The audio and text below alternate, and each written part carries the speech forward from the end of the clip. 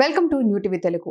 తెలంగాణ ముఖ్యమంత్రి రేవంత్ రెడ్డి శాసన మండలి వాయిదా అనంతరం మీడియాతో చిట్చాట్ సందర్భంగా కీలక వ్యాఖ్యలు చేశారు. రెండోసారి కూడా తానే ముఖ్యమంత్రిని అవుతానని స్పష్టం చేశారు. మొదటిసారి గత అసెంబ్లీ ఎన్నికల్లో బీఆర్ఎస్ వ్యతిరేకతతోనే ప్రజలకు కాంగ్రెస్ పార్టీకి ఓటేశారని రేవంత్ రెడ్డి చెప్పారు. వచ్చే ఎన్నికల్లో రెండోసారి మాత్రం తమ మీద నమ్మకంతో ప్రజలు ఓటేస్తారని సీఎం రేవంత్ రెడ్డి చెప్పారు. ఆ నమ్మకాన్ని నిలబెట్టుకునేందుకు సాయశక్తులా కృషి చేస్తానని అన్నారు. ఇచ్చిన ప్రతి హామీని అమలు చేసి ప్రజల వద్దకు వెళ్తామన్నారు. సంక్షేమ పథకాల లబ్ధిదారులే తమ ఓటర్లు అని రేవంత్ రెడ్డి స్పష్టం చేశారు. తొలిసారి బీఆర్ఎస్ పార్టీపై వ్యతిరేకతతో ప్రజలు తమకు ఓటేసినా రెండోసారి మాత్రం తమపై ప్రేమతో ఓటు వేస్తారని పునరుద్ఘాటించారు. తమ ప్రభుత్వం ఇచ్చిన ప్రతి హామీని నెరవేరుస్తుందని స్పష్టం చేశారు.